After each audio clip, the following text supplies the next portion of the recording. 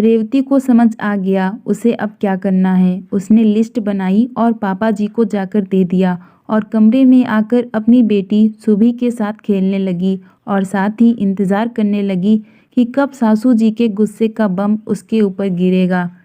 लेकिन आज रेवती ने भी अच्छे से बॉम्ब प्रूफ जैकेट मतलब अपनी हिम्मत को पहन लिया था।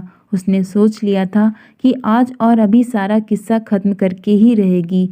10 मिनट ही बीते थे कि सासू जी नैना देवी कमरे में साड़ी का पल्लू कमर में खोसती हुई गुस्से से घुसी। बहू, शर्म लिहाज क्या चूल्हे में झोंक दिया या क्या लिस्ट पकड़ा आई हो अपने ससुर जी को? क्यों मम्मी जी, लिस्ट बहुत लंबी हो गई क्या? अरे मम्मी जी, सामान और भी मंगवाना है, लेकिन सोचा कि अगली बार की लिस्ट में लिख दूंगी। रेवती ने भी बहुत ही मासूमियत से कहा। दिमाग खराब हो गया है क्या? कभी सुना है कि एक बहू ने ससुर से ये सब सामान मंगवाया हो? क्या यही संस्कार तुमने सीखा है? एक बहू को यह सब शोभा नहीं देता। अरे ये सामान तुम खुद मंगवा सकती थी, या तुम मुझसे कहती मैं मंगवा देती, या फिर ननद रिंकी ला देती। नैना देवी का पारा चढ़ता ही जा रहा था। मम्मी जी, आप शायद भूल रही हैं कि मैंने आपसे 2 दिन पहले ही कहा था कि मुझे कुछ ज़रूरी सामान मंगवाना है, तो आपने ही कहा था कि संडे को तुम्हारे पापा जी बाज़ार जाएंगे तो ले आएंगे। अभी मेरे पास पैसे नहीं हैं और मैं खुद कैसे मंगवा सकती हूँ, जबकि आपके बेटे ने मुझे आपके ही कहने पर 1 रुपये भी नहीं दिया। कुछ याद आया मम्मी जी? रेवती ने सासू जी को याद दिलवाया। रेवती का ससुराल गांव में है और उसकी शादी को 3 साल हो चुके हैं। उसका पति अजय दूसरे शहर में नौकरी करता है। गांव में सास ससुर ननद हैं। अभी सुभी छोटी है, इसलिए रेवती अधिकतर सास ससुर के पास ही रहती है। अजय 2-3 महीने के अंतराल में गांव आता रहता है। जाते समय सासू जी रेवती और बेटी सुभी के खर्चों के नाम पर अपने लिए अजय से मोटी रकम ले लेती थी। रेवती जब अपने लिए पैसे अजय से मांगती तो नैना देवी चीनी की बोरी बन जाती और कहती, क्या करोगी तुम पैसा लेकर? अरे यहाँ हम हैं, तुम्हारे पापा जी हैं, तुमको जो चाहिए होगा मुझसे या पापा जी से कहना, सब ला देंगे। यह उस समय की बात है जब सैलरी हाथ में मिलती थी और एटीएम या कहिए डिजिटल शब्द सिर्फ शब्द था। फिर भी मम्मी जी, कुछ तो मेरे पास होना चाहिए। ऐसी बहुत सी ज़रूरतें होती हैं जो आप लोगों से कैसे मंगवा सकती हूँ, और सुभी का भी सामान है, आपने भी तो इनसे पैसे लिए हैं। रेवती नैना देवी को समझाने की कोशिश करती है। ओह, अब समझे हम।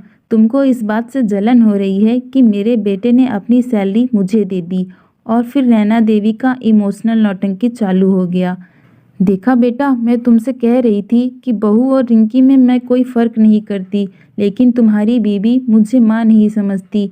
कोई बात नहीं बेटा, इसके मन की तसल्ली के लिए इसे 100 रुपये दे दो। और फिर अजय से पर्स लेकर उसमें से 100 रुपये निकालकर रेवती के हाथ में रख दिया। मम्मी जी, अपना हक मांग रही हूँ, कोई भीख नहीं। ये पैसे भी आप ही रख लीजिए। और रेवती ने 100 रुपये वापस कर दिया। वैसे तो रेवती अपनी और सुभी की ज़रूरत का सारा सामान अजय से मंगवा लेती है, लेकिन कितना और कब तक का? कुछ ना कुछ सामान कम हो ही जाता है और उसके पास पैसे भी नहीं होते कि वो खुद मंगवा ले। उस समय उसे नैना देवी के आगे मिन्नतें करनी पड़ती, लेकिन मजाल है कि नैना देवी एक पैसा भी खर्चे के लिए रेवती को दे दे। हर बार की तरह इस बार जब अजय वापस जाने लगा तो अजय रेवती को भी पैसा देने लगा। तो नैना देवी, जो हमेशा कमरे के इर्द गिर्द ही घूमती रहती थी, तुरंत अंदर आ गई। अरे बेटा, इसने फिर तुमसे पैसे मांगे। रेवती, तुमको सोचना चाहिए कि मेरा पति इतनी दूर जाएगा, उसके पर्स में पैसे हैं भी या नहीं, और फिर हम लोग कौन सी कमी रखते हैं? तुमको जो भी सामान चाहिए होता है हम लोग क्या ला कर देते नहीं हैं? बेटा तू जा, इसका हर बार का यही नाटक है। रेवती, जब मम्मी पापा तुमको किसी चीज़ की कमी नहीं रखते, तुम हर बार रोना क्यों रोती हो कि अपनी ज़रूरत का सामान किससे मंगवाऊँ? शुक्र करो कि तुमको मम्मी जैसी समझदार और केयरिंग सास मिली है। अजय ने रेवती को ही डांट दिया। इस बार रेवती को समझ आ गया उसे अब क्या करना है। उसने लिस्ट में अपने लिए body lotion, hair removal cream के साथ सैनिटरी पैड भी लिख दिया। और अब आप समझ ही गए होंगे कि लिस्ट में यह सब पढ़कर ससुर जी का दिमाग चकरा गया और उन्होंने नैना देवी को गुस्से से लिस्ट पकड़ा दिया और नैना देवी बम बनकर रेवती के ऊपर फटने के लिए आ गई। मैं अपने मज़े करने के लिए अपने पति से पैसा नहीं मांगती। औरतों की बहुत सी ज़रूरतें होती हैं जो वो अपने ससुर से तो क्या अपने पापा से भी नहीं मंगवा सकती। लेकिन आप यह बात समझकर भी नहीं समझना चाहती। आपको पापा जी की सैलरी पर भी हक चाहिए और बेटे के भी।